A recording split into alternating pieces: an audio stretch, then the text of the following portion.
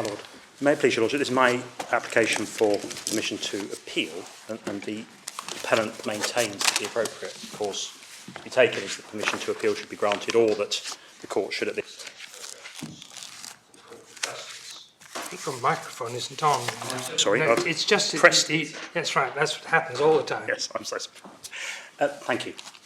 My solicitors wrote to the court to notify the court of a letter that the European Commission had sent. And I just wanted to check. We did get you have some that. details. Now, while of course I accept that the Commission isn't a judicial body, in my submission, the fact that the Commission has taken the same view as the appellant in this matter on grounds of community law is relevant, and is especially relevant to whether the issues of community law raised are act clair. And in particular, if I could just refer your Lordships to a few of the paragraphs in the letter. Yes. That your Lordships see from this, it's addressed to an individual. The second letter recognises that community law leaves it to member states to determine the details of their social security schemes. But in the second sentence, that member states have to comply with the right to equal treatment on the basis of nationality.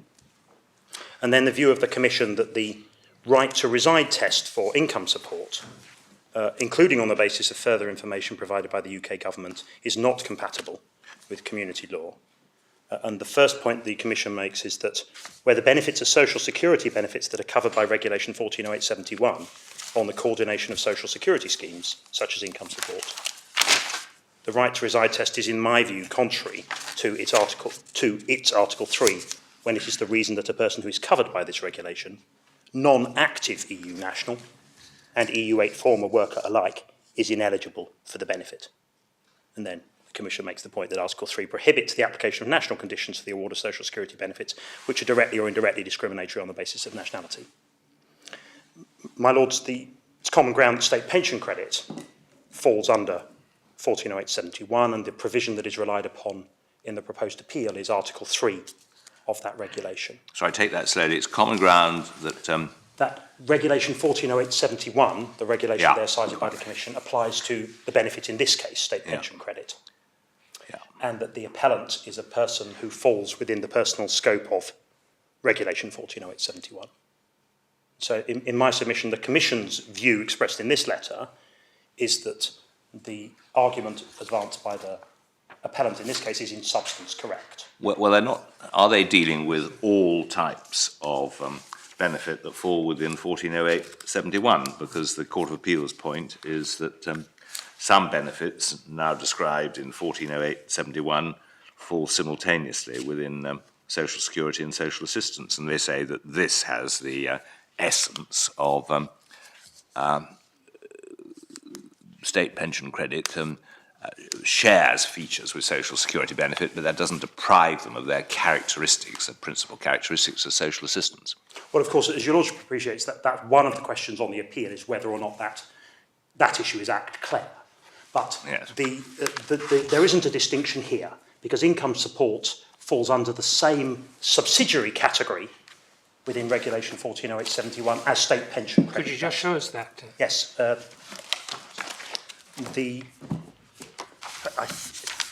If we look at Regulation 1408/71, which your Lordships can find in the text of the appellant's notice, your Lordships may also have separately.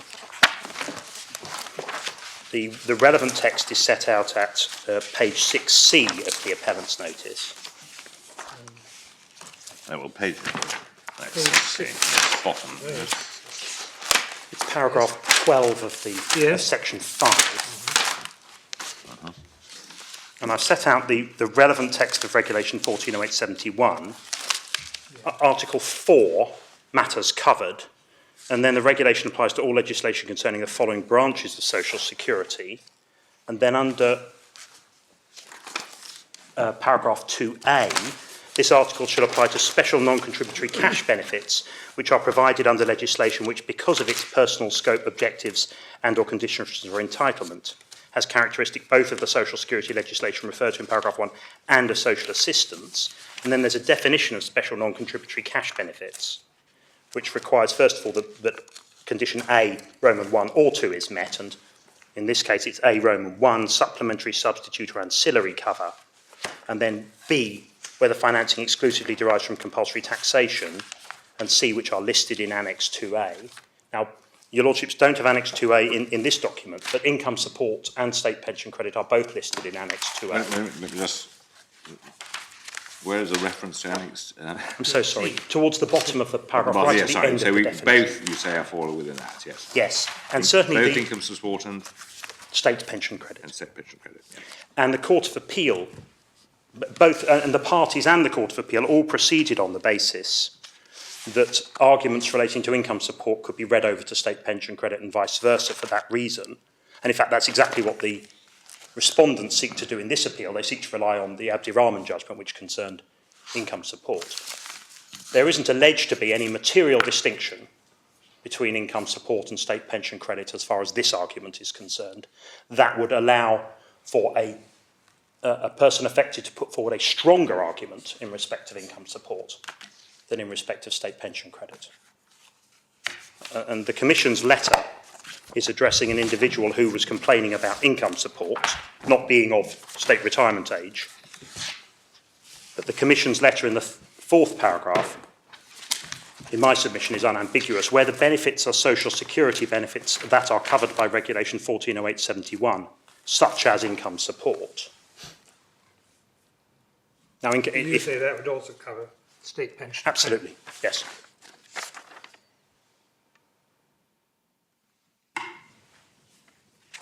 The it in the third line is the right to reside test, is it?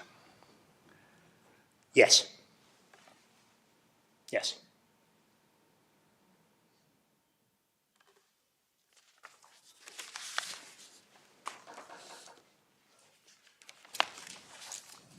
So in my submission, that letter does show that the Commission takes the view. That's really your sort of big bullet point, is that right, Mr. Cox? Well, it's my first point is Yeah. that we have the strong support of Yeah. the Commission, absolutely, yes. I mean, I'd like to show your Lordships why arguably No, of course. No, they're no, correct. no. But yes, absolutely, I do rely on it. As I say, they're not a judicial body, but they are the guardians of the treaty, and the fact that they've taken our side must, in my submission, show that the issue is not act clear against us. What about this? Does the fifth paragraph bear on this? No. Well, the fifth paragraph does, because it shows those benefits which are true social assistance and are excluded from the scope of 1408/71, such as homelessness assistance. And it's always been accepted that homelessness assistance, it does not fall within 1408/71 at all. And that's relevant to my argument, which I would like to develop briefly later on, that the Regulation 1408/71 only applies to social security benefits. Now, they may have characteristics of social assistance, but in my submission, none of those benefits fall within the social assistance system of the United Kingdom. But there doesn't seem to be any principled argument in the European Commission's letter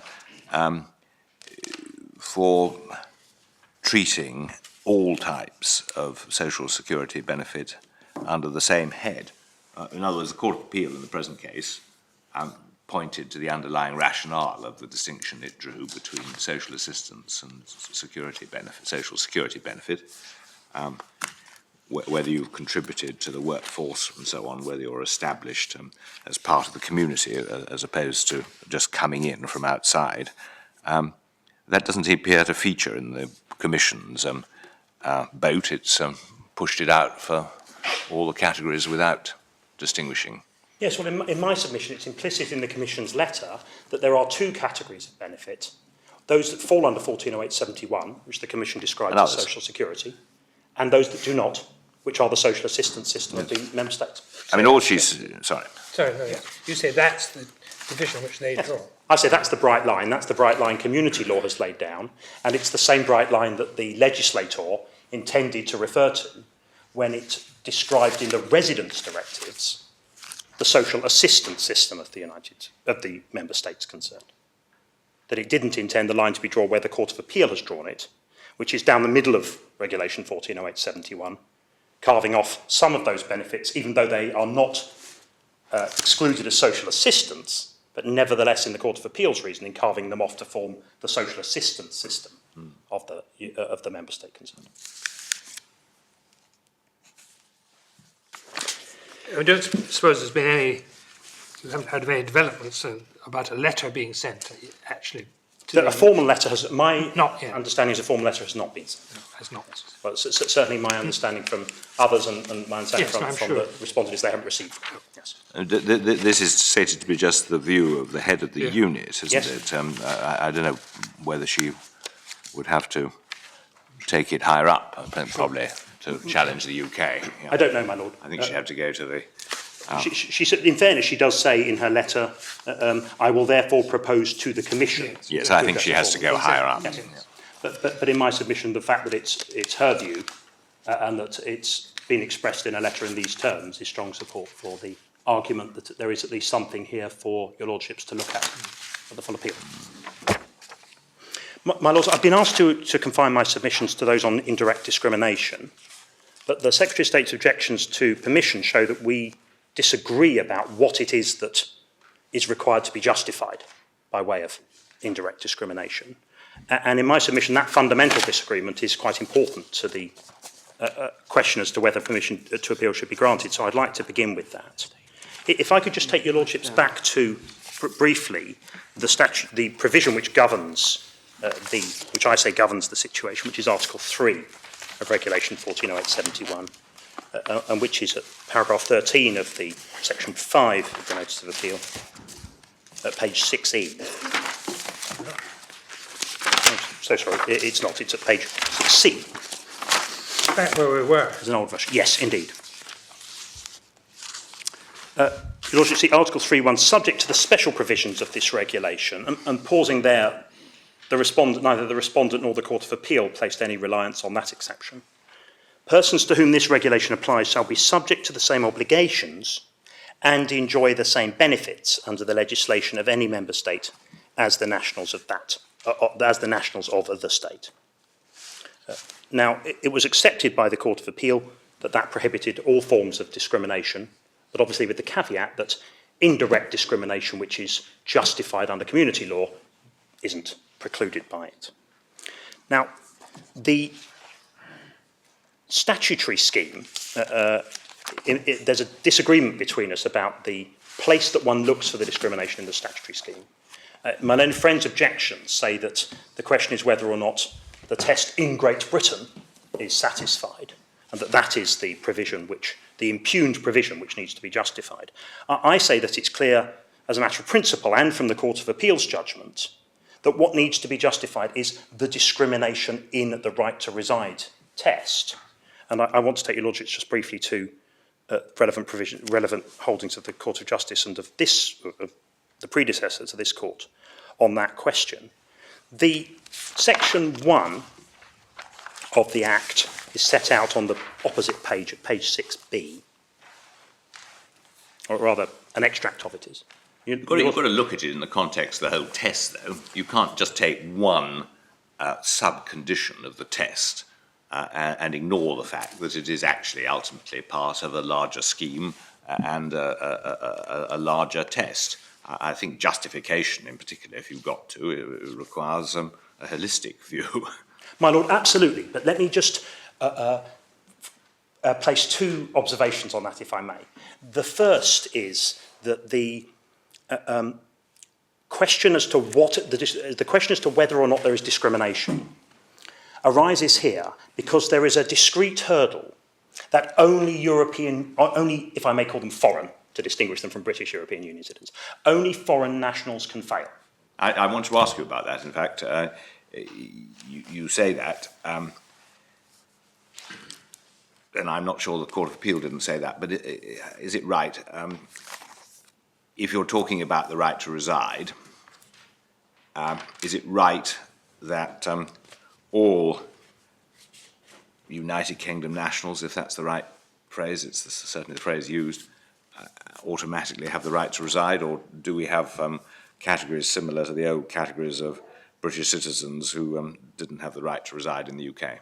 Well, your Lordship makes a good point. That was the Secretary of State's argument before the Social Security Commissioner.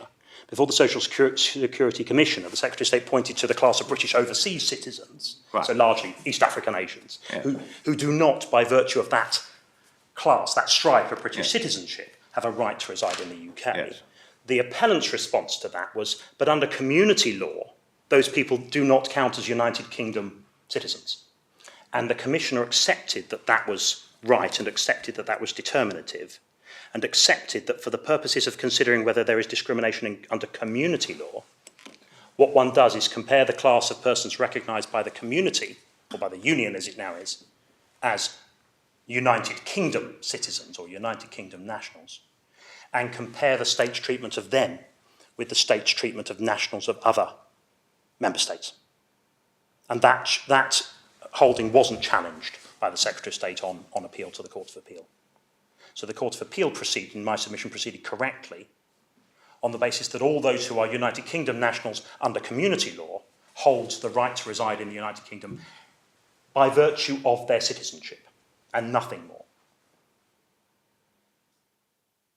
And the Court of Appeal also held, and again this was common ground, that all citizens of the Republic of Ireland have the right to reside in the Republic of Ireland, and that because the right to reside test equates a right to reside in the United Kingdom with a right to reside in the Republic, therefore all citizens of Ireland are also passported through the test by virtue of citizenship. And I mean, this applies, does it, to Gibraltarians? Are they United Kingdom citizens? Do they have the right to reside in the UK? My lord, I don't know.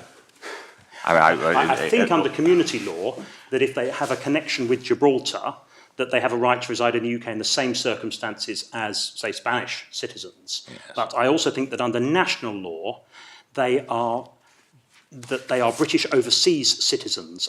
Sorry, not British overseas citizens. Citizens of what used to be British dependent territories. I'm speaking now from memory, though I can certainly check. And that under an Act of Parliament, all citizens of what were then dependent territories, such as the Falklands and so on, were all given the right to the full right to reside in the United Kingdom. Anyway, we should proceed on the basis that the Court of Appeal is right. Well, that would be my submission. So the first point then is that the provision that needs to be justified is the discriminatory provision. And the second point is that there is no argument in this case that European Union nationals are in some way privileged by some other part of the scheme. So I entirely accept your Lordship's point that when asking whether the discrimination in the right to reside test is justified, one looks at the wider scheme as part of understanding whether or not the measure is legitimate and proportionate, and whether or not it, crucially under community law, whether or not it's independent of nationality. But what needs to be justified, and I say the Court of Appeal held this, is the distinction made by the right to reside test. My learned friends say that the Court of Appeal held that... Well, you'd say, I'm sorry to interrupt, but no, please. You would actually say, on the basis of the argument we've just been discussing, although we didn't invite argument on it, that it doesn't need to be justified, or it couldn't be justified because it's direct discrimination. Well, indeed, I have said that in my written submissions. Yes. One of your points, yeah. Yeah. I've been asked not to amplify those already, and Yes, I won't. quite. But Yeah. your Lordships have the written submission that I make, and I stand by it. Right. My learned friends say that the Court of Appeal held that this isn't a condition of entitlement. Well, if we could look just at the Court of Appeal's judgment on that issue, it's at paragraph 22 of the Court of Appeal's judgment, which your Lordships, the judgment is in C of the additional papers.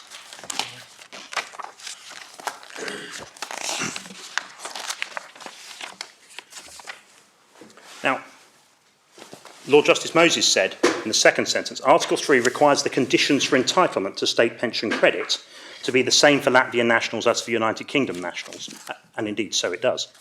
Accordingly, it is necessary to focus on those conditions as a whole, rather than one particular element of those conditions to the exclusion of others. Well, I accept that as far as it goes. The right to reside condition does not by itself entitle a claimant to the benefit. Well, that's clearly correct. It is a necessary, but not a sufficient condition. This is, after all, a benefit that is only paid to indigent old people. They also need to satisfy conditions about being indigent and being old, as well as various other conditions. So it's certainly not a sufficient condition, but it clearly is a necessary condition. and it's never been argued otherwise. There is no way in which the appellant, certainly not been submitted, that this appellant could get around the right to reside requirement. Indeed, the only reason that she was refused benefit was because she lacked a right to reside. So in my submission, it's wrong to say that it's not a condition of entitlement. It is a condition of entitlement. Now, just looking on through that paragraph, Lord Justice Moses went on to say, entitlement is based on the claimant being in Great Britain. Well, pause there. Entitlement is based on the claimant being over 60, impoverished, in Great Britain and meeting various other conditions. It's not only based on being in Great Britain. A claimant can only be treated as being in Great Britain if he satisfies one of the conditions identified in 2.1a to e of the 2002 regulations, or if he cannot, establish as a matter of a fact that he is habitually resident in the United Kingdom. And there's reference to the first of those exceptions, which is for workers. But nowhere does the court find that this is one of a number of routes, some of which favour European Union citizens more, some of which favour them less, and therefore one needs to sit back and look at those different routes. Well, it does in the next paragraph. Well, It says the only distinction is in relation to the right to reside. All UK nationals satisfy that. Others may do so, but with greater difficulty. Yes. And that's where you would say, well, my submission on this point is that this isn't a scheme where there is some counterbalancing measure. It's not as if there are, for example, in an employment case, that one has a provision that is alleged to discriminate in favour of men, for example, because it's a grandfather provision about privileging full-time workers. But the employer points to a different provision which privileges women and says one needs to step back and look at both of them to ask whether the regime as a whole is discriminatory. There isn't any counterbalancing provision here. There's only one relevant provision. British citizens, Irish citizens always pass it. European Union citizens can only pass it if they meet an additional factual element. So in my submission, the court, the Secretary of State is wrong in his analysis to suggest that the focus should be on in Great Britain. The focus should be, as Lord Justice Moses observed, on the right to reside test. And that's what he said at paragraph 26. The question is whether or not the distinction drawn between United Kingdom and foreign nationals in relation to the right to reside test is based on considerations independent of nationality and is proportionate to a legitimate aim. Now, of course, your Lordships have my point that it's not apparently neutral. It's apparently discriminatory, as for the reasons Lord Justice Moses gave in paragraph 23. And your Lordships also have my point that it's not that far fewer nationals will acquire a right to reside. The point is that all the British citizens and all the Irish citizens acquire a right to reside. That's the fundamental vice. But turning to the second level argument, which is that it is indirect discrimination which is justified. Again, the focus must be, as Lord Justice Moses recognised in paragraph 26, on the discriminatory provision. It is that which is required to be justified. And the way in which that is justified is set out in the several cases of the Court of Justice, but for example, in the judgment in Borovitz, the relevant extract which can be found in the judgment of the Court of Appeal at paragraph 18. And just ask your Lordships to look at 25 and 26. Conditions imposed by national law must be regarded as indirectly discriminatory, and then the definition which the Court of Appeal accepted applied in this case. And then 26, sorry, that's 25, 26, it is otherwise only if those provisions are justified. Those provisions are justified.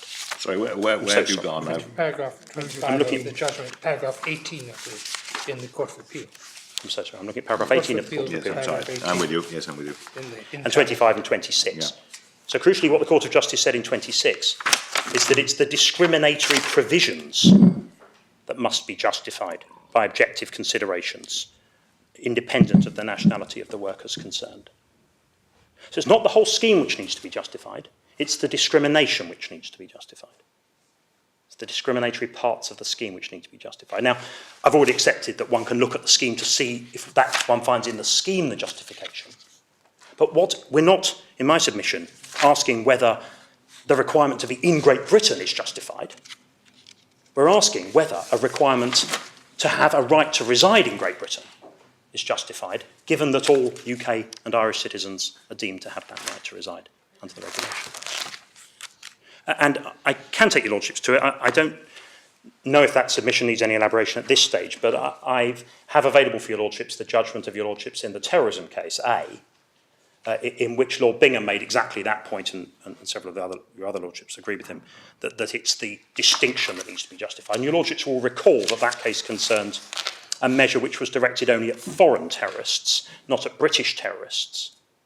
And your lordships there held that that was discriminatory, and that it was the distinction between the British and the foreigners that needed to be justified. And so my first point on indirect discrimination is that the justification which the Court of Appeal adopted doesn't relate to the discrimination. The justification can be found in paragraph 53 of Lord Justice Moses' judgment.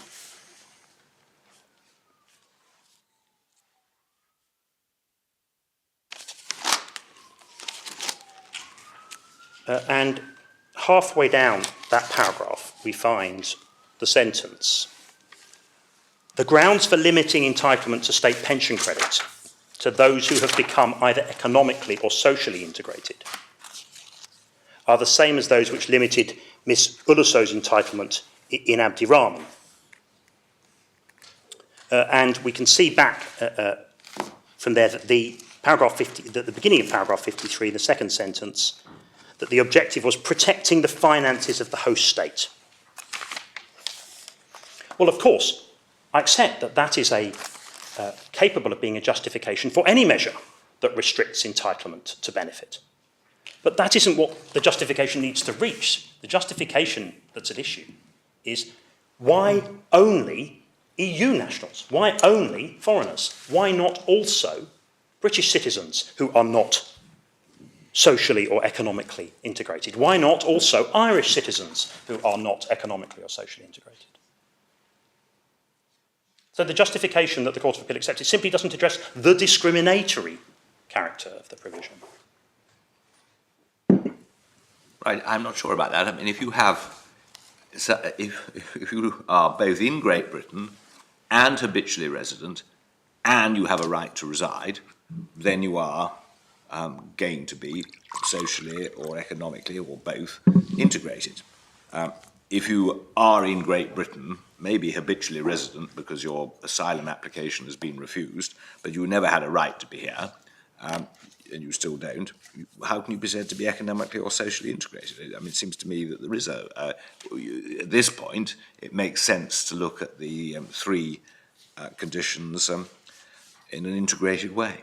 Well, I accept what your lordship, I accept the point that your lordship makes, but the question is whether that justifies the result that Irish citizens, coming, let us say, from America, as Mr. Collins did in one of the cases that your lordship's mentioned, and who, because they've been here for 3 months, are treated as habitually resident.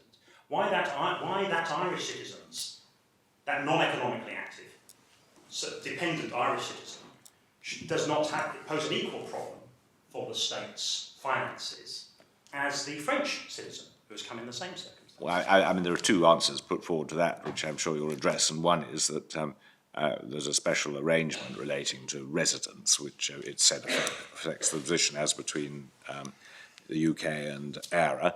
But the second is that the consequence of your argument would be to render illegitimate the exception for Irish citizens, not to extend the exception to your client. Yes, but with respect, those are issues relating to whether or not the justification is proportionate. In my submission, what they show is that the justification does not address the discriminatory aspects of the measure. Because what we had, the justification is saving money.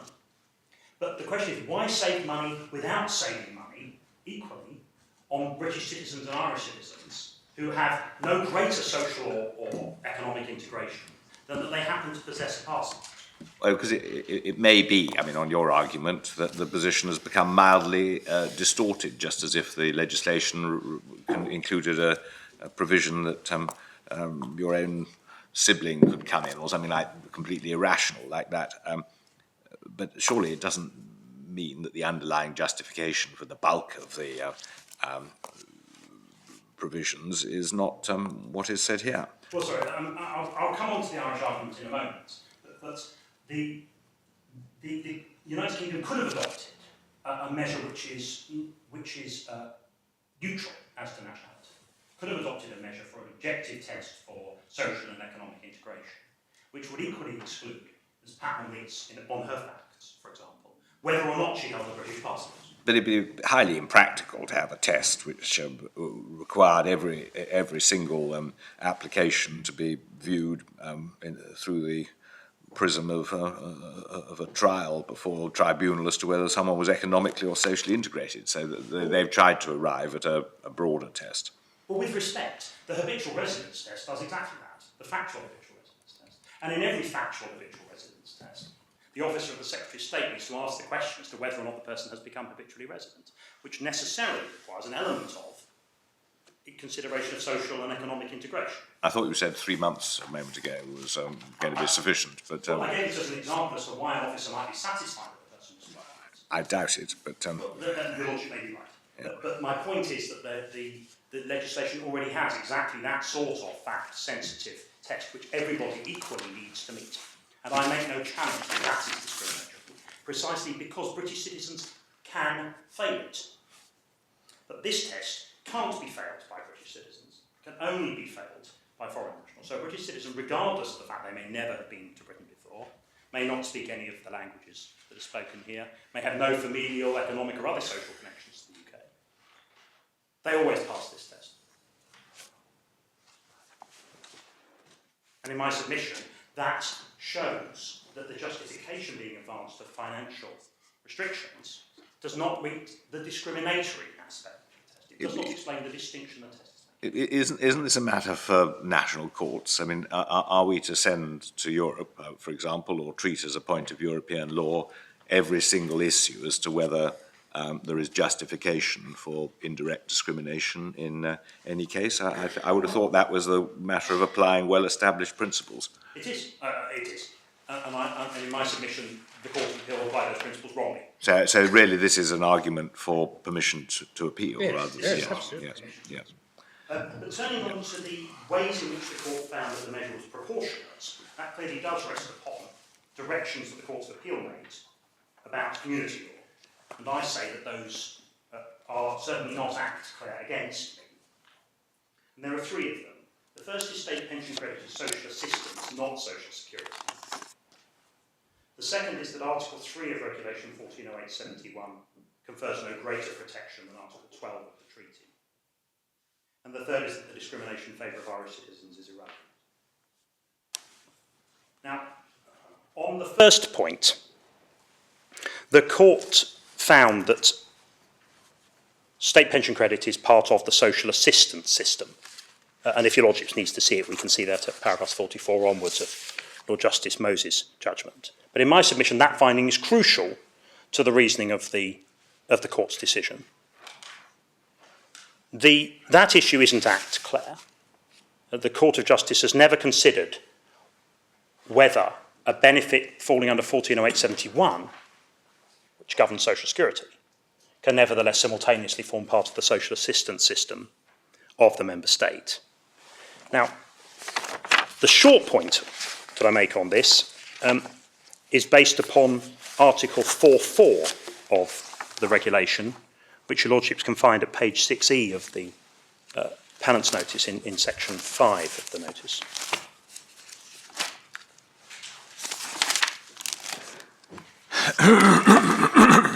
Sorry, which paragraph was it? So, it begins at, Article 4 begins at the bottom of 6C and continues over D, and it's at the top of page 6E. Thank you, yes. Article 4.4. This regulation shall not apply to social and medical assistance to benefit schemes for victims of war or its consequences. And the Court of Justice has held that certain cash benefits are not social security, do not fall under this because they are merely social assistance. And an example of that can be found in the case of Hicks, which I've extracted the relevant passages from at page 6T of the Notice of Appeal.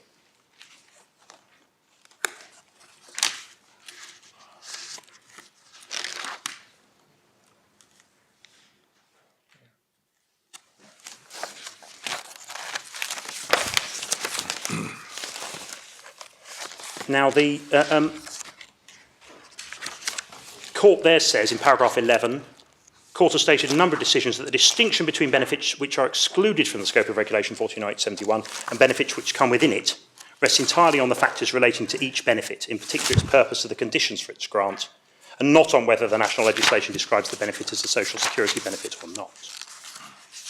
They then observe, in paragraph 12, I'm so sorry, this is at 6T of the Notice of Appeal, in section 5. Right, thank you, yes. In paragraph 12 of Herx, the Court of Justice observes that it's possible that certain laws may simultaneously contain elements belonging to both the categories mentioned, which here is social security and social assistance, and thus defy any general classification.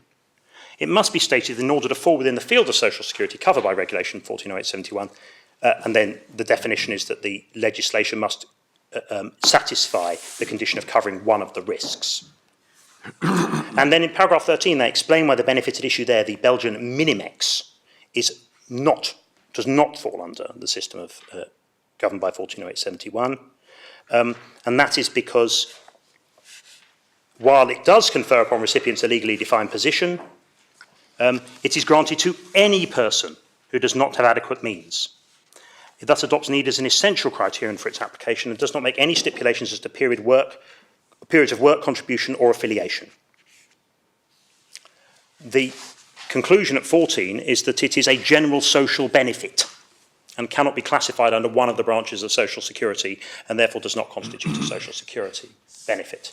Now, in contrast to that, the court considered at around the same time in the case of Piscitello, which is set out at the previous page, a benefit which has striking similarities to the state pension credit, an Italian social aid pension. Paragraph 11, although by virtue of certain of its features it has something in common with social assistance, particularly in view of the fact that the law adopts lack of means as the fundamental criterion and does not prescribe any requirements as to periods of employment, affiliation or insurance, it is nonetheless related to social security in view of the fact that whilst no provision is made for individual assessment, in other words, it's not a discretionary benefit, which is a feature of social assistance, it confers a legally defined status on recipients entitling them to a benefit analogous to the old age benefits referred to in Article 4. What does that last part mean? In my submission, what that means is that the court found that because it was directed only at old people, that therefore it was an old age benefit under Article 4, or it was sufficiently like an old age benefit under Article 4(1)(c). The distinction with the Minimex is that the Minimex is paid regardless of age. And so what the Court of Justice is here saying is that if you have a benefit that's targeted at old people, even though you may not have a contribution requirement or an employment requirement, and even though it may be paid on the basis of need, not on the basis of simply being old, that is a benefit that falls under Regulation 1408/71. And this is under the old form, so this is before the benefit, the Article 4 was restructured to apply expressly to special non-contributory cash benefits. In my submission, those two cases illuminate the distinction that the Court of Justice draws between social security benefits on the one hand and social assistance benefits on the other. And it's my submission that a benefit which is simply social assistance cannot fall under Regulation 1408/71. Now, the respondent argues... Sorry, you say they illuminate them, but just tell me what the distinction is. The distinction is that... I think the distinction you drew was that in one it was for old people and in the other it wasn't. But, yes, in one it's for old people and in the other it's for everyone. Yes, that's the distinction. That's the status point, is it? That's... no, I think the status point is... The legally defined status is to distinguish, as the court often does, between benefits which are discretionary and benefits which are payable as of right to those who meet certain objectively defined conditions. But in paragraph 11, the court seems to base its decision on the fact that it confers a legally defined status on recipients. Yes, but the legally defined status in my submission that it has in mind is that it is that no provision is made for individual assessment. In other words, what the court has if your lordship just looks over to the way the court expressed it in Herx, as one of the matters giving the Minimex possibly a social security flavour, we see in paragraph 13 the fact that it confers upon recipients a legally defined position. Now, in my submission, that reflects the Court of Justice's case law, that to qualify as social security, a benefit must always be granted on the basis of objective legally defined criteria and not on the basis of an individualised discretionary assessment. Because the Court of Justice has never held that discretionary benefits fall under 140871. And in my submission, that's what the court is saying there. So it's the fact that it confers a legally defined status on recipients, entitling them to a benefit analogous to the old age benefits, that brings it under Article 4 in my submission. It's both of those things. And in Minimex, one of those elements was lacking.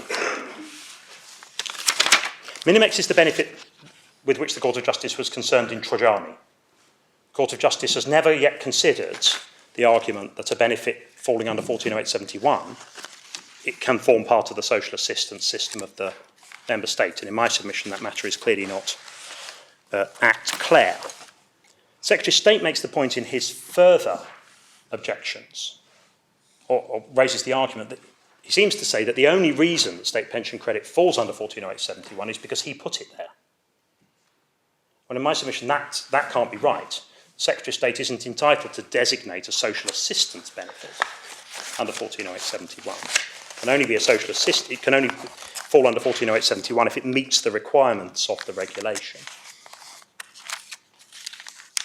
And if it were social or medical assistance under 4.4, it wouldn't be under 140871 at all.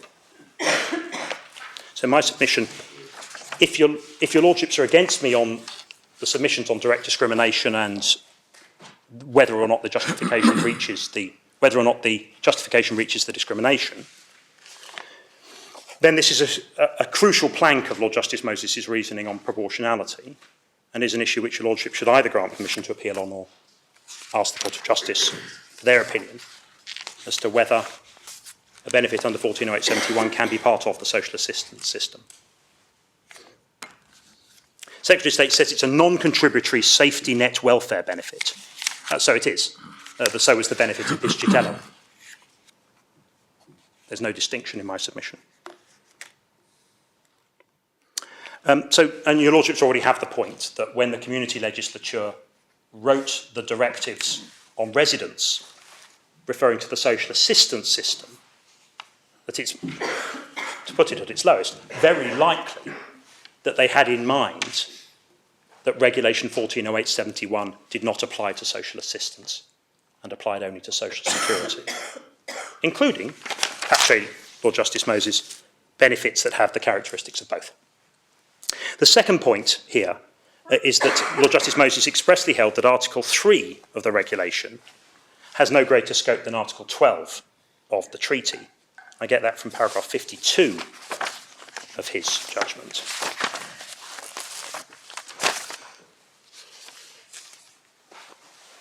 And in essence, therefore, what Lord Justice Moses does is read down the protection offered by Article 3. Now, the distinction between the two articles is in my submission crucial. The reason that Article 12 does not apply to this case is because the claimant falls outside the personal scope of Article 12. Now, the reason that this case is different from Abdirahman, Trojani and Kaczmarek is that she falls within the personal scope of a prohibition on discrimination, namely Article 3. Those others couldn't complain about discrimination at all. They were not personally protected. She is. And in my submission, Lord Justice Moses was wrong to hold that Article 3 can have no greater reach than Article 12. The constant case law of the Court of Justice is that one looks first at the specific prohibition on discrimination. It's clear from that those specific prohibitions can have greater reach than Article 12 does. And I've set out the argument on that in writing in the Notice of Appeal from paragraph 91.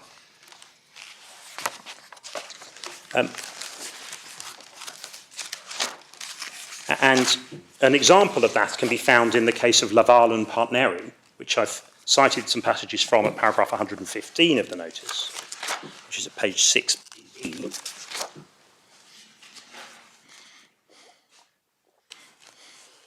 This was a judgment of the Grand Chamber given in 2007. Paragraph 54, in order to ascertain the provisions of community law applicable to a case, such as that in the main proceedings, it must be noted that, according to the settled case law of the court, Article 12, which lays down the general principle of the prohibition on discrimination on grounds of nationality, applies independently only to situations governed by community law for which the treaty lays down no specific prohibition.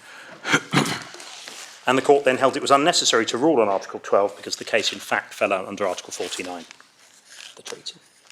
Now, in my submission, when the Court of Justice, when a community law decision maker asks whether or not a particular provision prohibits discrimination, it is illegitimate to base justification on the fact that the person would fall outside the personal scope of Article 12. And that's an issue that the Court of Justice has never considered. There is no case law holding that a discrimination provision can be read down by reference to the personal scope of Article 12. And in my submission, it's clearly not Act Clare. And the last point that I want to mention is the discrimination in favour of the Irish. Now, many friends characterise this as a direct discrimination point, but that's not the way it was put to the Court of Appeal or here. The way that it's put is, if you're going to justify a benefit on the basis the Court of Appeal seems to, though not always expressly, the basis that British citizens have a greater claim on the fisc than others, that justification is seriously undermined if you say British citizens, or Irish citizens. Because Irish citizens have no greater claim on the British fisc than Latvians, and it's not suggested that they do. Now, the Court of Appeal rejected that in paragraph 54, in a single paragraph, where the court held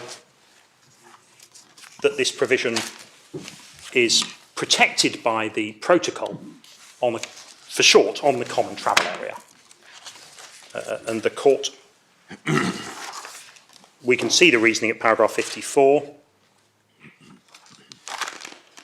Protocol means that the United Kingdom and the Republic are entitled to continue to make arrangements between them relating to the movement of persons between their territories. Mr. Cox admits that 1408/71 concerns rights to benefit. Pausing there, with respect, that wasn't the way the argument was put. It wasn't about 1408/71. It was about whether or not the right to reside test is an aspect of, or is part of, the arrangements between the United Kingdom and Ireland relating to the movement of persons. Now, the protocol's never been considered by the Court of Justice. Its scope and its effect have never been considered by the Court of Justice. And in fact, I think this is the first case in which the British courts have considered the scope and effect of the protocol. Certainly, your lordships have never considered it. In my submission, firstly,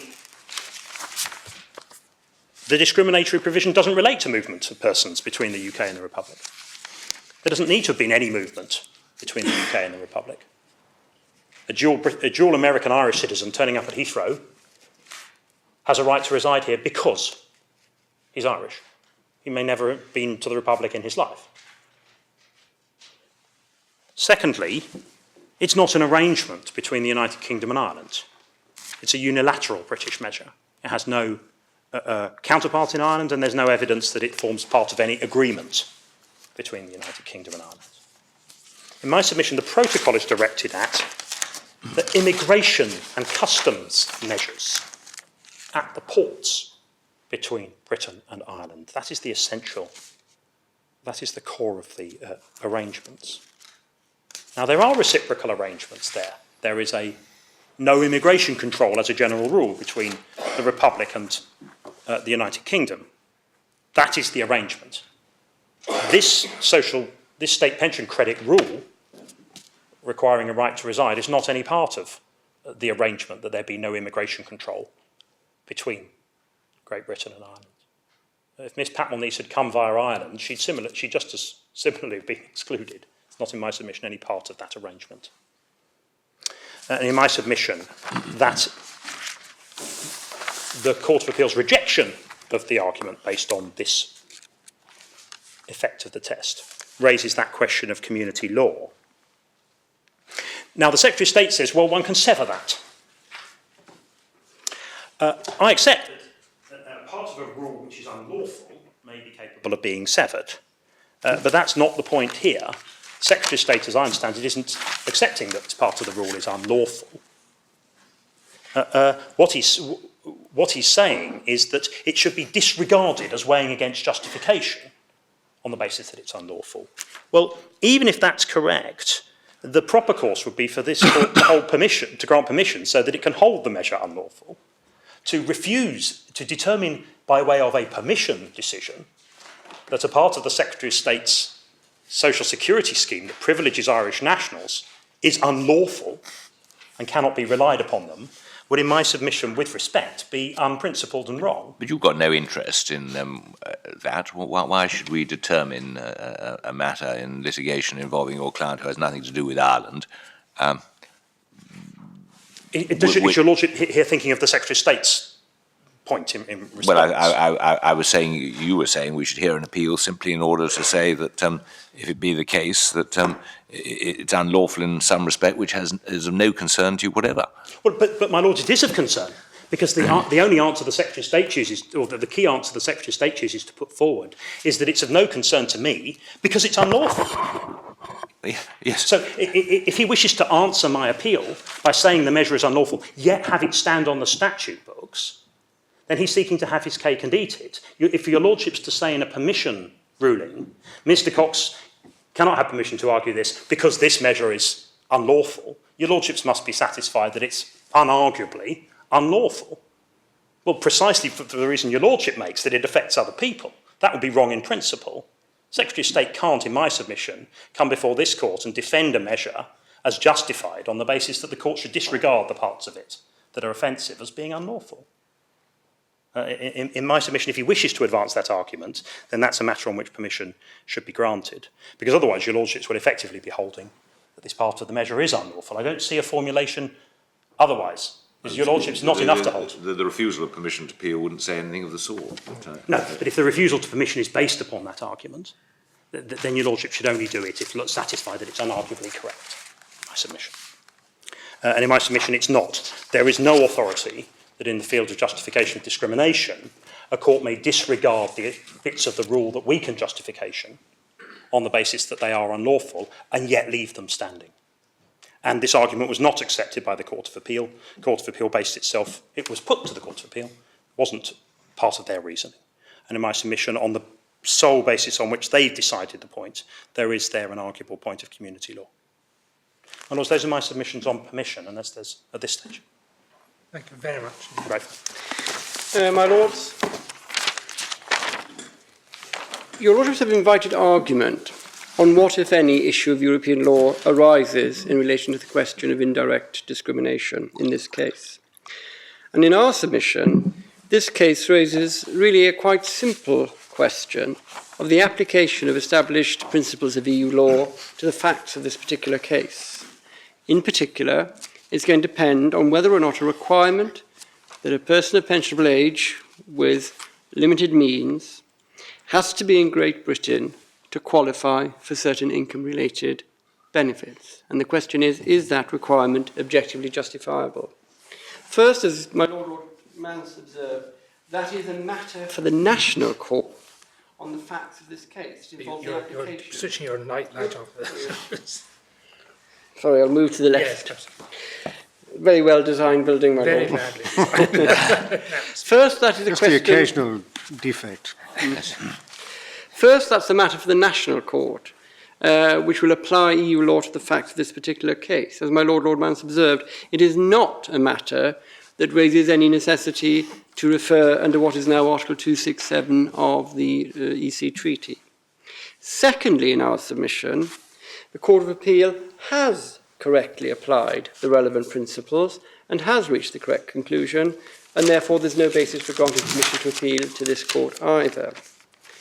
As your Lordships know, the issue concerns state pension credit, a non-contributory benefit payable to people of pensionable age of low means. The the statute provides that in order to qualify, you must be in Great Britain. And broadly speaking, in terms of EU nationals, an EU national will be in Great Britain and eligible for the benefit if he meets the other conditions, if he's a worker or self-employed, or a family member of a worker or self-employed person's family. That's the first part of the qualification for in Great Britain. Otherwise, if you are not an economically active EU national or a family member of such a person, then EU nationals, like United Kingdom nationals, have to be habitually resident. And in order to be habitually resident, you must have a right to reside, and you must be, in fact, habitually resident. Many UK nationals will meet that because they will have a right to reside and they will be habitually resident. Those who settled in Spain and France may not be habitually resident and may not qualify. Some EU nationals, in addition to the economically active and family members people, will also qualify because they do in fact have a right of residence and they do in fact habitually reside in the United Kingdom. And those provisions reflect the requirement that you must have a degree of economic integration, be working or self-employed here, or a family member, or have a degree of social integration. So far as economic integration is concerned, that's perfectly compatible with Regulation 1408/71, as the Court of Appeal recognised, because the aim of the regulation is to remove obstacles to free movement of workers. And there are no obstacles to any EU national worker or family member, because they will be eligible. So far as there is a requirement for social integration, a right to reside, and habitual residence, that reflects the standard provisions of EU law. You cannot acquire a right to reside under the Directive 38/2004 or the previous directive if you are a burden on the social assistance system of the United Kingdom.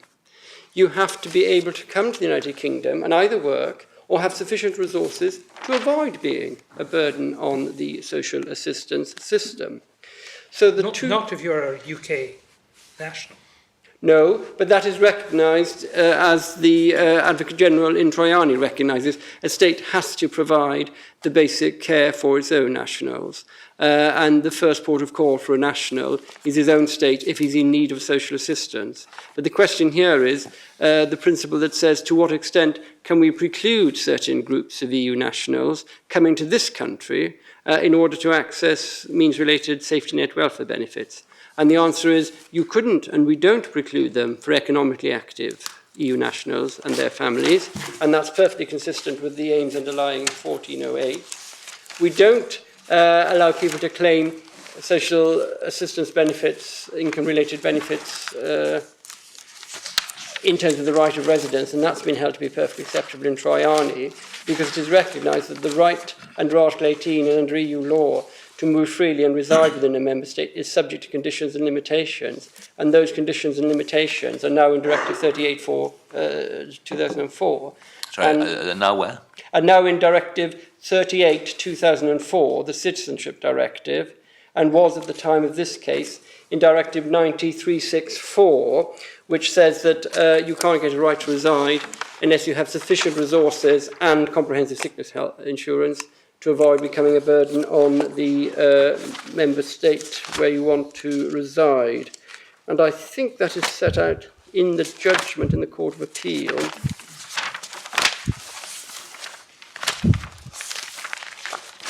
If you'll just give me a moment.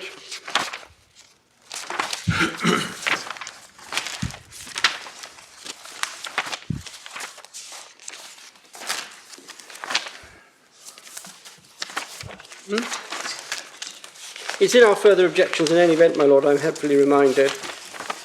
If your lordships have those available. It's paragraph.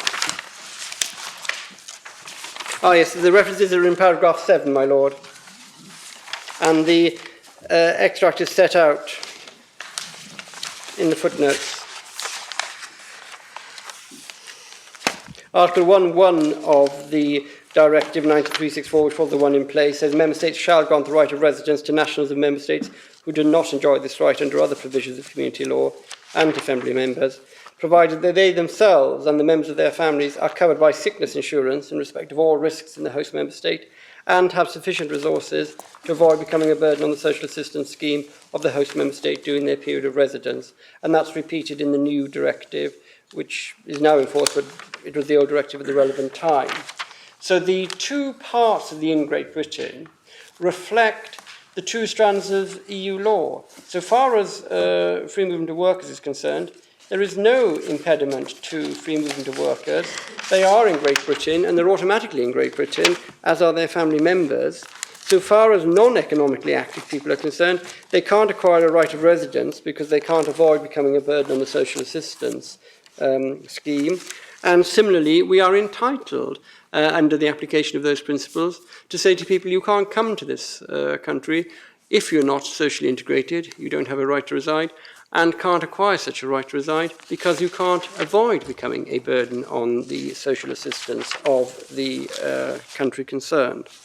And that is well recognised in Troiani, which your lordships will be familiar with, and is set out in detail in the judgment of the Court of Appeal. So if you stand back from the in Great Britain test and consider what it covers and what it does not cover, the justification is, in my submission, clear and consistent with community law. It protects the economically active, it protects those who are integrated. But it does not, as we are entitled to do, allow those who have no integration, social or economic, from simply coming to this country and then claiming benefits, means-tested benefits of this nature. And we say that the Court of Appeal was absolutely correct in its application and interpretation in this case, in Abdurrahman, in Kazmarich, and all the other cases. The key point that the applicant appears to make is set out at paragraph 68A of their submissions. In their submissions at 66 and 67, I've got a slightly different pagination from your lordships, but it's at paragraph 68 of their submissions. They accept that you can't reside in the UK if you're a non-economically active person and don't have sufficient resources. But they say, but that doesn't mean the same principle applies to the entitlement, if you happen to be here, to claim state pension credit. In our submission, that analysis is wrong in principle. The question is whether or not these benefits are ones that we can objectively justify not giving to people who are not economically active and do not have a degree of social integration. That's what Article 3 prohibits, an apparently neutral provision which affects EU nationals more harshly, but which may be objectively justified. And secondly, my lord, it's wrong in its analysis at 68A of the state pension credit, and the position, as the Court of Appeal set out, is this. First, state pension credit was social assistance, and originally social assistance was intended to be excluded from the regulation, and my friend has shown you Regulation 4.4.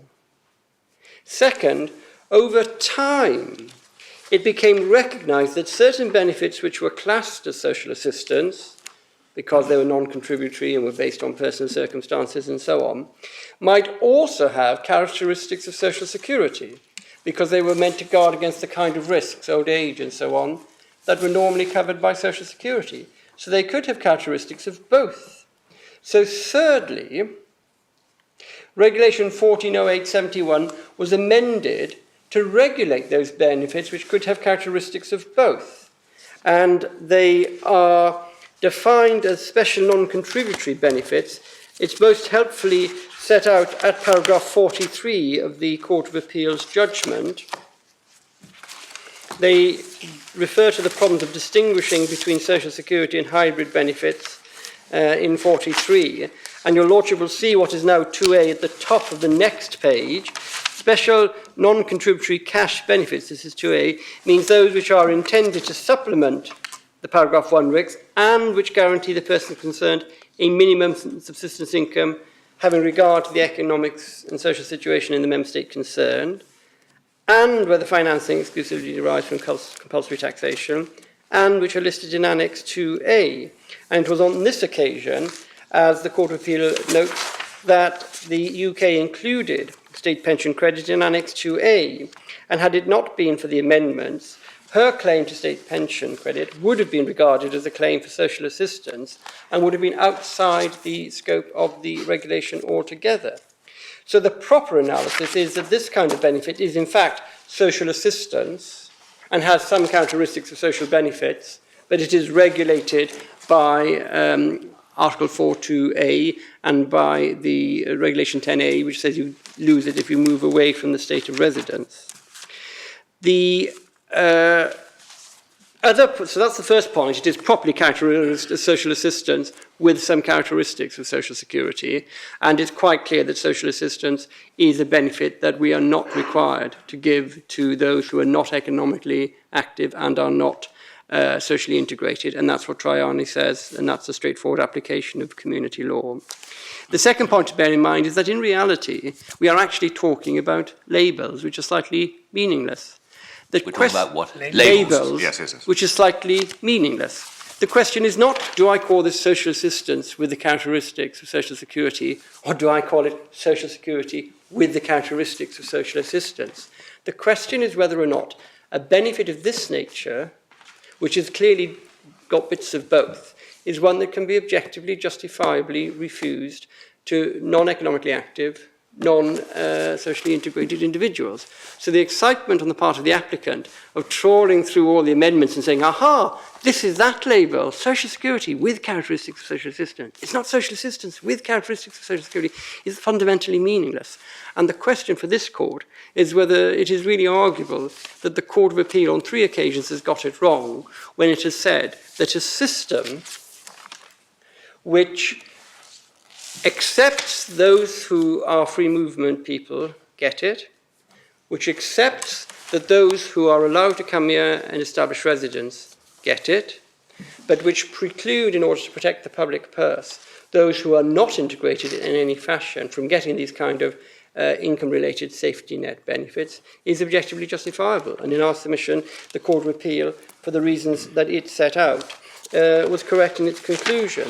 And all of this, as your Lordships will have seen, is dealt with in the judgment. If your Lordships go to paragraph 45, for example, it recognises that article, in the last sentence, 140871 was designed to promote the objectives of free movement of workers and establishment.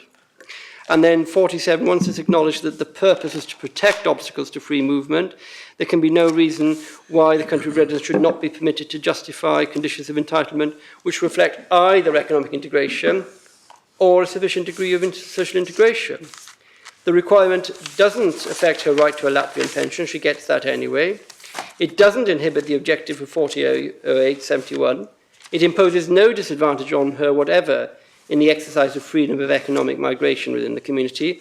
Anyone is entitled to work, and if they do come and work or establish themselves, they will be entitled to the benefit if they meet the income requirements.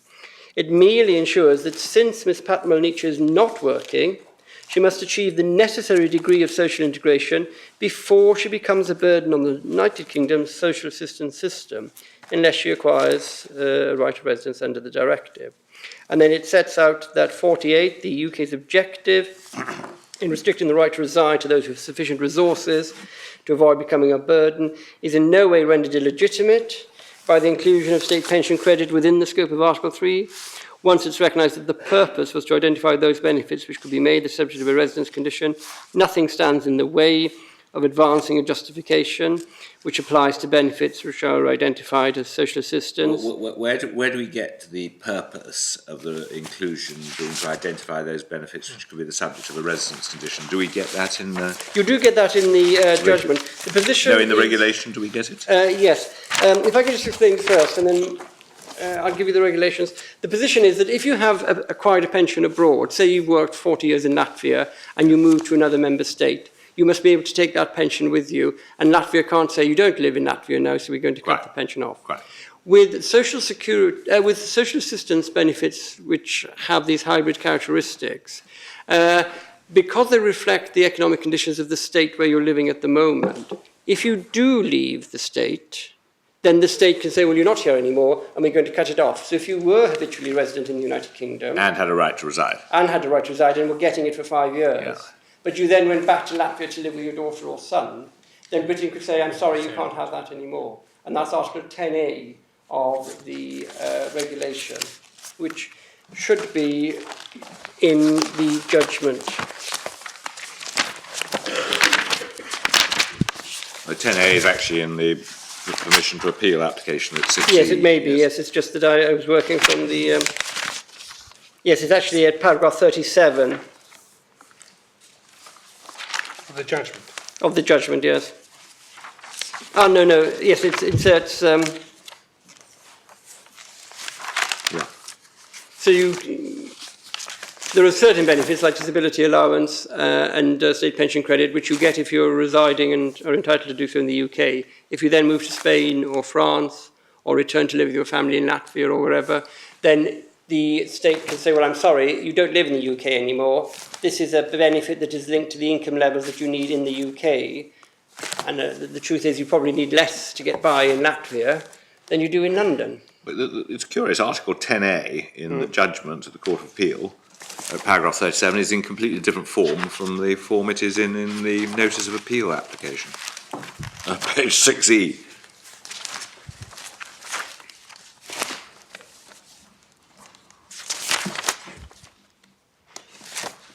Yes, I've worked, in fact, the one in the Commission application is correct, and there may have been changes. But the whole point is that with these special cash non-contributory benefits, the point was you may have to have them in the state in which you reside. Yes, well, I think that appears in both, yes. Yeah, that's fine. That's the point. So, my Lord, if I could residence there, what can be interpreted to mean not only habitual residence, but right of residence. Yes, it's somebody who is in the state and is entitled to the benefit, and then they cease to reside in that state. It's the person who goes and lives with her daughter in Latvia, essentially, or goes for the better weather in Spain, or whatever. So if you go back to the judgment, my Lord, to 48, the United Kingdom's objective in restricting the right to reside to those with sufficient resources to avoid becoming a burden on its social assistance is in no way rendered illegitimate by the inclusion of state pension credit within the scope of Article 3. Once it's recognised that the purpose of that inclusion, I've read that. And then 49, state pension credit does not cease to be part of the United Kingdom's system of social assistance merely because it's also identified within 1408/71 as a hybrid benefit. It's been brought within that because it shares features closely to that of Social Security. But it doesn't lose its social assistance characteristics. And it goes on to explain that. And then at 50, at the last sentence of 50, it suffices that the benefit falls simultaneously within the category of Social Security and social assistance. Such a benefit retains its place within the system of social assistance of the country of residence, and restriction on entitlement may be justified by reference to the need to protect the country's finances. And then at 52, once it's accepted that state pension credit has not lost its characteristics, it would be inconsistent with Troiani in the European Court and the other Court of Appeal cases to conclude that indirect discrimination is unjustified. I'll come back to the Article 3 argument in just a moment in Article 12. So that's the point there, my Lord, is that what happened was there was social assistance that was outside it completely. Some benefits have characteristics of both. They were brought within and have a specific system of regulation. State pension credit is one of those. But in any event, it's social assistance. But however you label it, the essence of it is a benefit that's provided within a state for people of low income of a certain age who reside here.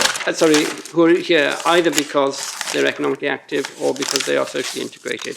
And under traditional principles of EU law, we are not required to extend that benefit to people who are not economically active and are not otherwise socially integrated here. That's the first point. The second point that my friend makes is, he says, oh, well, Article 3 goes further than Article 12. Well, with great respect, that's actually rather playing with words. There is no doubt that Article 3 is the specific manifestation of the general principle of equal treatment in relation to social security matters covered by Regulation 3.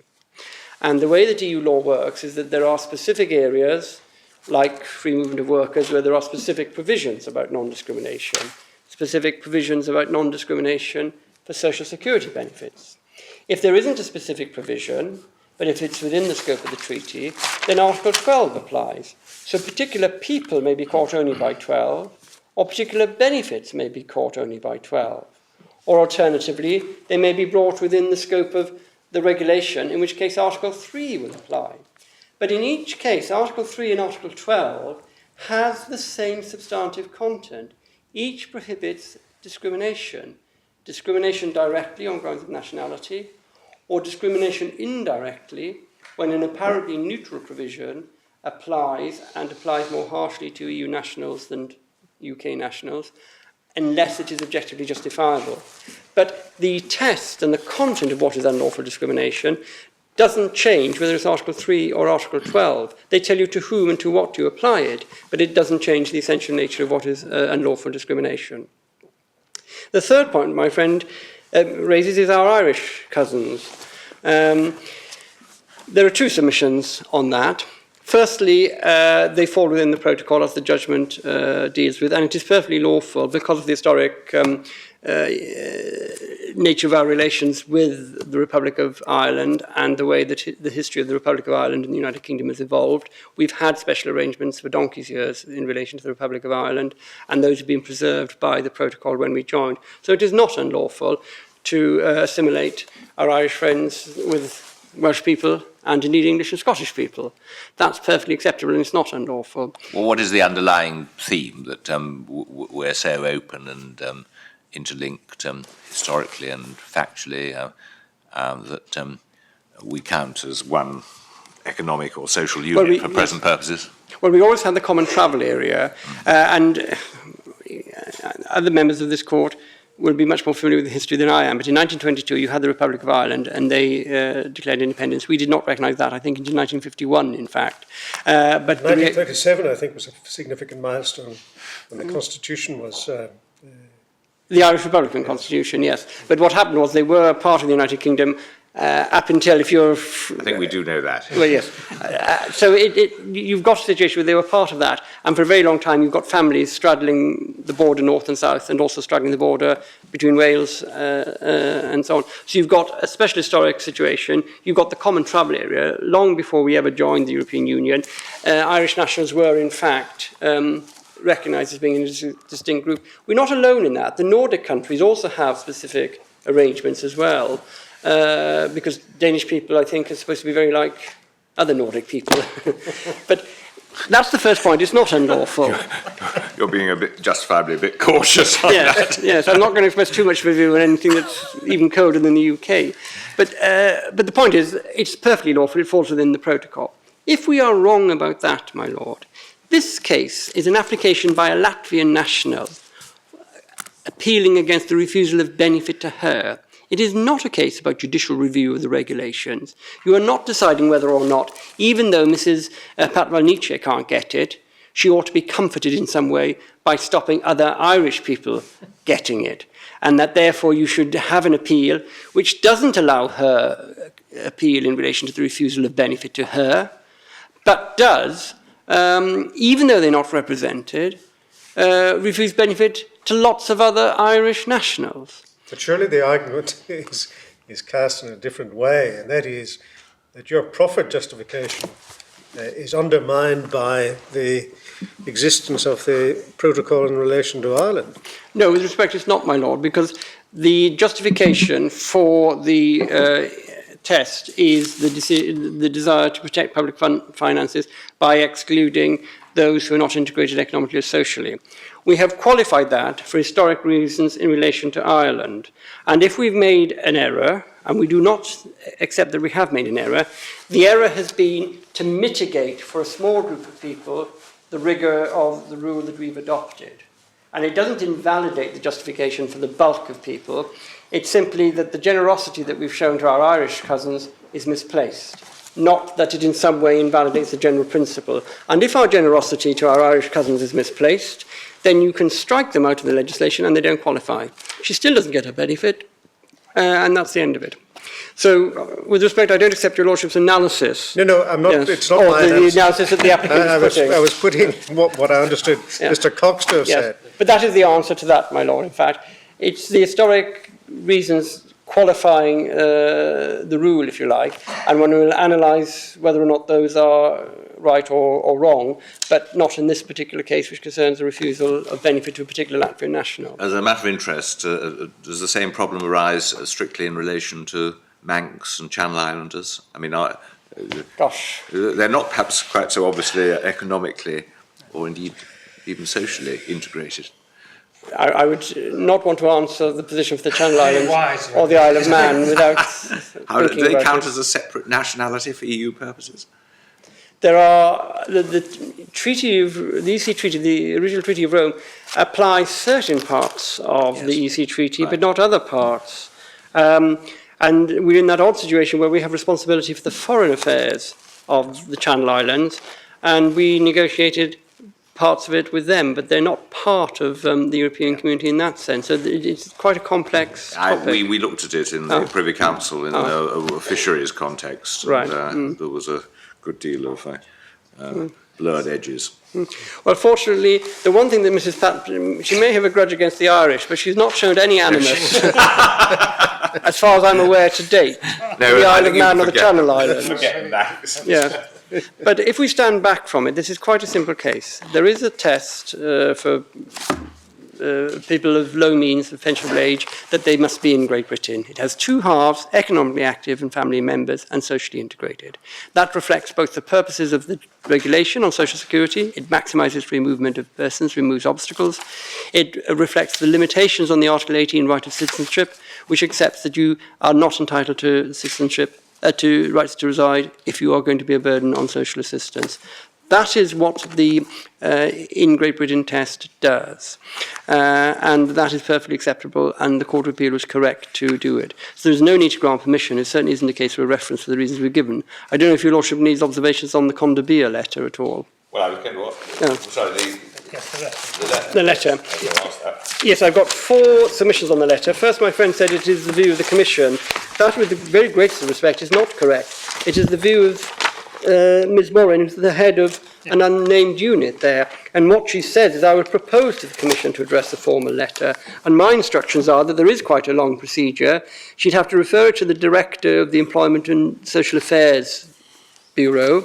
And then if that director approved her suggestion, it would go to an inter-director general consultation. And then it'll go to a very special group called the Chef d'Infraction, infraction chiefs. And then if they approve, it goes to a college of commissioners for a final decision. So we're very interested to see the view of Miss Morin, but I don't think we... We're not checking our post every morning for that. No. And then if you look at the letter, there are at least 3 problems with it. Firstly, again, it seems to be talking about the right to reside, and for the reasons that we've already explored, that is not a proper analysis. It is an in Great Britain, not the right to reside.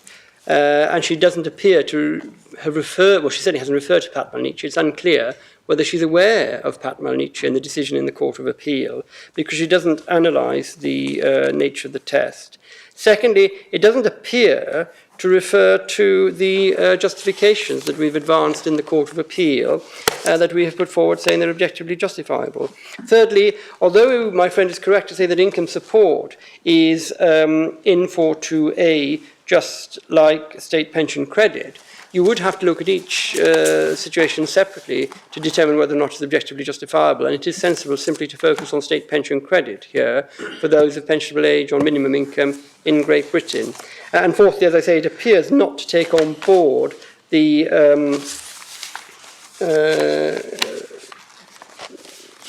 judgment in the Court of Appeal. We do have regular dialogue with the Commission, and we have explained our reasons over 14 or 16 months ago for the test, and we have received no notification to ACREP that infraction proceedings or a formal letter of the sort are going to be served. I can't guarantee to this court that it won't happen, but I would invite this court to determine the application on the basis of the law as it clearly is at the moment. And on that basis, this is a question of application of EU law to fact, and the decision of the Court of Appeal is correct. And the three reasons advanced, the playing of words with social assistance, the playing of words with Article 3 is different from Article 12, and the attack on the Irish, are all three of those reasons which do not in any way invalidate the conclusion of the Court of Appeal. So, unless there are any matters I could assist your lordships with, those would be my submissions. There is just one, and this may be regarded as outside the scope of what we asked you to address us on, so it's a slightly fast ball, but reading the papers again and looking at the way in which the direct discrimination point was dealt with, there's a reference to Advocate General Sharpston's opinion in the case which hasn't yet received, in Bressel, which hasn't yet received a judgment. And she seems to take the view that if you have a test which involves, in substance, fulfilling a number of conditions which can be fulfilled in different ways by different categories of people, then if one of the ways, however far down the line of factors, is automatically fulfilled by UK nationals, but not necessarily fulfilled by other nationals, that itself turns the whole test into one of direct discrimination. Applying that to this case, the basic test is whether you're in in the United Kingdom, and secondly, whether you're habitually resident, but if you're a worker, you're deemed to be habitually resident. And then thirdly, in each case, you have to show you have a right to reside. Workers, again, automatically have a right to reside in their families, but others who can establish habitual residence have a right to reside, A, if they're UK nationals, and B, if they show that they have a right for some other reason if they're foreign nationals. And that last limb, the third one, is said to be directly discriminatory against you, and I wondered whether you had any submission on that, bearing in mind that Advocate General Sharpston might, on one view, be taken to support that. Yes, it's dealt with in paragraph 7 of our original objections to application for admission.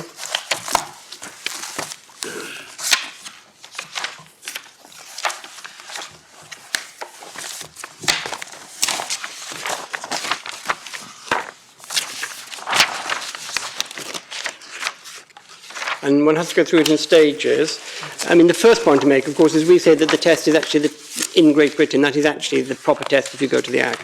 The next point we make is if you break it down, the test is habitually resident, and there are two different limbs to that. Certain people are automatically deemed to be habitually resident, and those are the economically active and their family members. Workers. That's the first, workers and their families, not just the workers, but their families as well.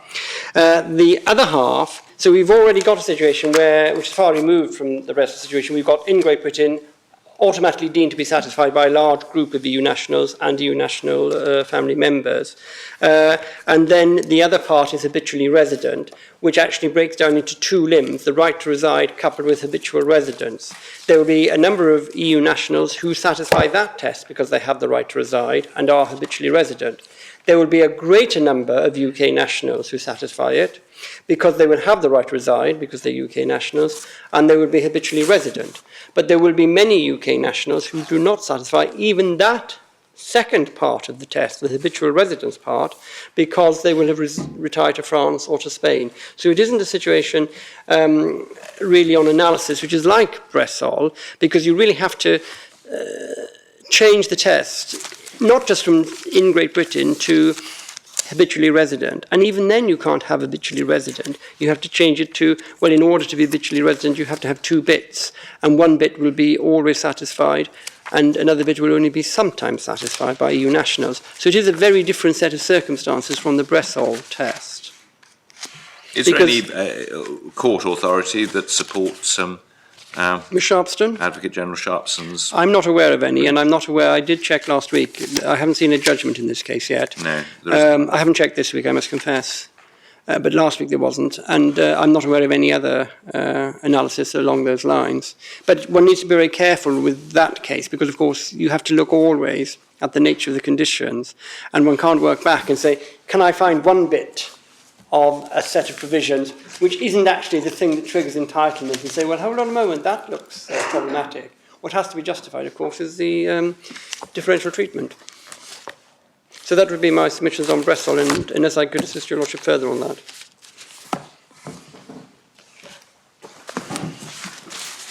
My Lord, if I could just begin by replying on that issue. I don't understand my learned friend to say that any foreign EU national who lacks a right to reside can be awarded state pension credit. And if I've got that wrong, I'll be corrected. The class of people that he mentioned, workers and their family members, have a right to reside because they are workers and all the family members. Now, domestic legislation gets them through the in Great Britain habitual residence requirement because they are workers or family members. But there is no class of person who lacks a right to, there is no EU national who lacks a right to reside who is nevertheless entitled to state pension credit. How then is it said that it is not a necessary, cumulative condition of entitlement to state pension credit that a person has a right to reside in the United Kingdom? Now, in my submission, that makes the legislative scheme here indistinguishable from the scheme being considered by Advocate General Sharpston in Bressel. Can I just ask your Lordships to look at that judgment, which is divider H in the additional papers for this application.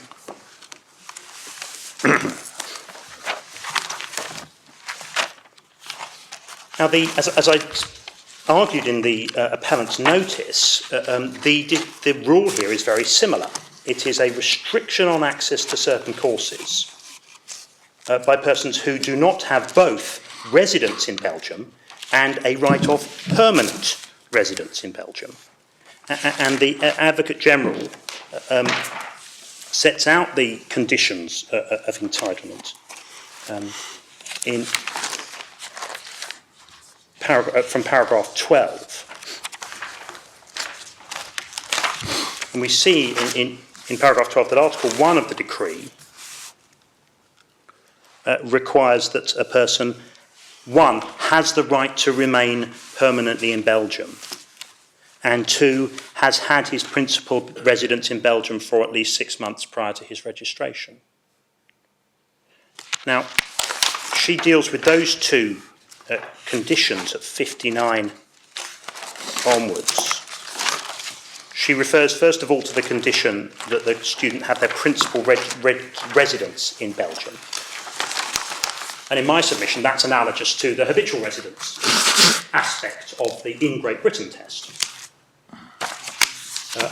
And with respect, I simply didn't understand Mr. Lewis's submissions about the fact that state pension credit isn't payable to people outside the United Kingdom. I can't with respect see what on earth that has, how that distinguishes this case or what it has to do with the point. But anyway, paragraph 60. It's clear that such a condition does not constitute direct discrimination on the basis of nationality. Belgians and non-Belgians alike may establish their principal residence in Belgium. But she does think it may constitute indirect discrimination, and she says at 63 it's not seriously disputed that it does, because, of course, Belgians are more likely than non-Belgians. The second cumulative condition that she considers, paragraph 64, is one that she regards as constituting direct discrimination based on nationality. And in an exact match with this case, she says at 65, all Belgian nationals automatically enjoy the right to remain permanently in Belgium. No non-Belgians automatically may have such a right. They must either meet certain additional conditions to acquire such a right or fulfil one of the other criteria listed in that provision, that's community law. Now, the distinction, of course, here is that it's confined to those with a permanent right of residence, not a mere right of residence. But the distinction makes no difference to the point of principle. So with respect, in my submission, there is no distinction between the case that was being considered by the Advocate General and the case that your Lordships have to consider. Now, the Advocate General considers, from paragraph 43, the distinction between direct and indirect discrimination, and in the footnotes to those passages, she finds support for her analysis from the judgments of the Court of Justice. But if I may, I would emphasise the point that I made in writing, There is no judgment of the Court of Justice which has ever held that this sort of rule, that is a rule that is automatically satisfied by own nationals, but is only satisfied by others subject to conditions, is capable of being justified. There is no judgment to that effect. And your lordships, of course, haven't been shown one by my learned friend.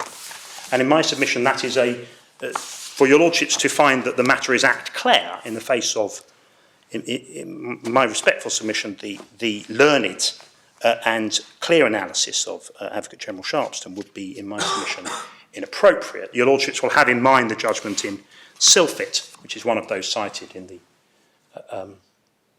in my appeal notice, and which therefore I hope your lordships will have had access to.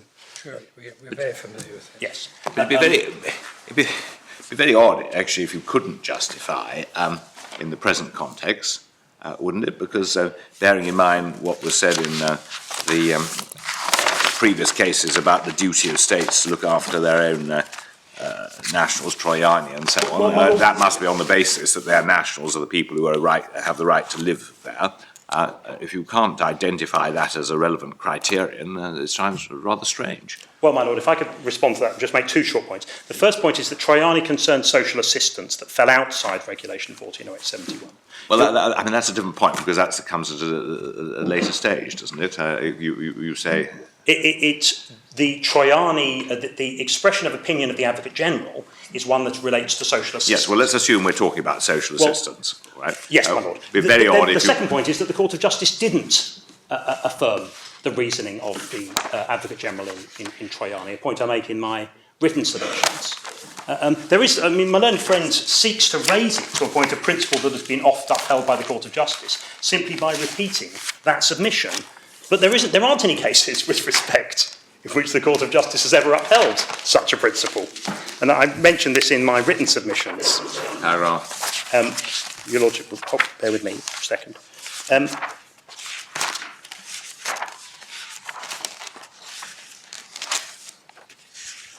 just trying to put my finger on it.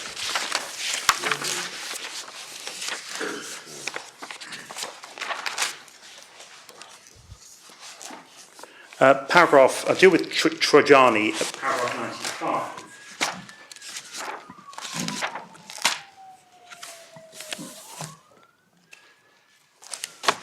The point about Troiani is, first of all, that it was the reference, the point that was referred was whether or not there was a right to reside, not whether or not there was right to equal treatment under Article 3 of 140871. The second point couldn't be asked because the benefit wasn't covered by 140871. So what the court held was that it was legitimate to hold that a right to reside did not arise where a person did not have sufficient resources. But the court did not address the question as to whether or not a person who lacks such a right to reside may be discriminated against in respect of benefits protected under 140871. Did not address the position, did not address the question as to whether, even assuming against me that such benefits form part of the social assistance system, that the right to reside limitations allowed a member state to withhold a benefit solely on grounds of nationality. That wasn't reached by the court.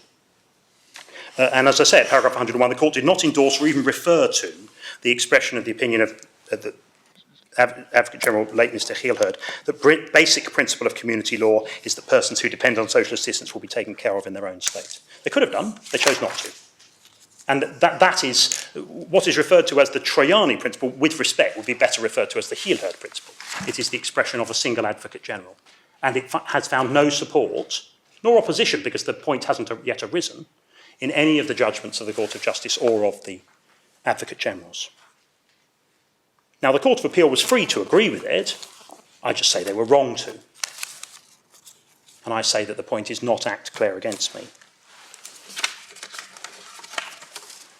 But in my submission, where an Advocate General has expressed a view on the law, which, if correct, would mean that my submissions ought to succeed, then in my submission it would be wrong in principle for this Court to refuse permission. And in my submission, there is no coherent basis for distinguishing The two both had a global test, which then set a series of subconditions. In both cases, there was a cumulative necessary condition, and in both cases, that is a cumulative necessary condition that was satisfied by virtue of measure. I'll just respond quickly on a couple of other points. The issue in this case is not whether a state is entitled to impose conditions of economic or social integration. It's whether it's entitled to adopt a national discrimination, a measure that is nationally discriminatory in order to give effect to that. This appellant does not challenge the rule that limits payment of the benefit to the territory of the member state. My Lord Mance answered my own friend a question. Does residence, the reference to residence in Article 10A, encompass both habitual residence and a right to reside? I didn't hear my learned friend answer it, but the point was resolved in these proceedings and has not been challenged by His Honour Judge Harris, President of the Appeal Tribunal, in his decision at first instance. If I could just take your lordship quickly to that tab E of the additional papers for this application.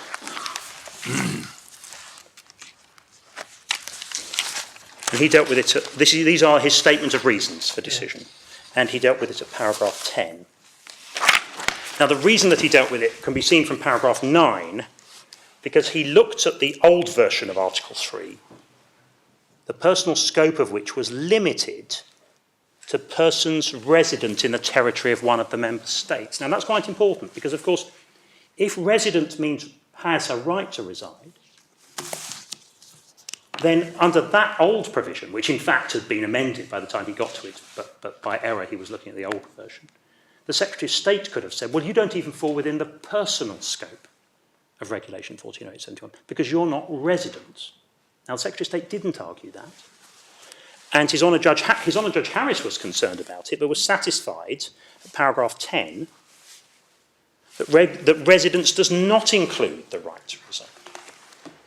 So we see there a holding that under the old regime, even though there was a limit on the personal scope, it was concerned with factual residence and not the legality of residence. And it's notable that the Secretary of State accepted at the end of paragraph 10. Ms. Patmalniece satisfied that requirement that should be resident. As I've explained through the notice of that appeal, it isn't in law a requirement because the provision had been amended. But it's in my submission material because Regulation 10A refers to residence. And at least on the ruling so far in these proceedings, that would appear to relate to the state where one in fact resides, not where one resides exercising a right. My learned friend made much play of the argument that it's really just a question of labels. Well, that may be right, but it's central to the Court of Appeal's judgment that those labels are determinative. The Court of Appeal's, the heart of the Court of Appeal's ruling in this case, is that a hybrid benefit, like state pension credit, is part of the social assistance system of the member state. So the label hybrid benefit is not irrelevant. That's not in any sense a matter of domestic law. That is a matter of community law. The argument, the idea that a hybrid benefit forms part of a social assistance system has never been adopted by an Advocate General or the Court of Justice, and in my submission it is in no way Act Clare. And the only other point that I want to mention is my learned friend repeatedly referred to the amendments to Regulation 1408/71 and the Secretary of State's Act as having brought state pension credit within 1408/71. Now, your lordships have my submission that there's no power to bring any benefit other than a hybrid benefit. But I wouldn't want your lordships to pass on this question without just having in mind my written submissions on the issue of paragraph 76 onwards, which I say demonstrate that the amendments did not extend the material scope of the regulation. And what we see is paragraph 76, I refer to the cases in 1991 and 1992, Newton and Hughes in particular, in which the court had held that hybrid benefits fell under Regulation 1408/71. It was in response to that judgment, as we see over the page at 77, that the regulation was amended by insertion of what is now the provision under which state pension credit falls. And we see that that was explained by the Court of Justice in the Snares judgment, 78, in which they considered the amending regulation and say that its intention was to provide a specific system of coordination, taking account of what may shortly be called hybrid benefits. 79, thus the new category called special non-contributory cash benefits arose because the court had held certain benefits to be within the scope of Regulation 140871, notwithstanding that they had some characteristics of social assistance. So it's not the case that 140871 was extended by amendment to cover a new class. It is simply the case that it was internally restructured by the amendments so that what it already covered were clearly delineated as hybrid benefits. Nowhere is there a ruling that having characteristics of social assistance makes the benefit part of the social assistance system. And the question as to whether it is only pure social assistance benefits or any benefit which has some characteristic is, in my submission, a question which ought properly to be considered either by this court at a full hearing or by the Court of Justice on a reference. Might I just have a moment?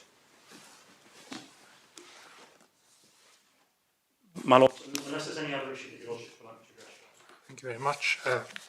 We'll take a few moments to consider.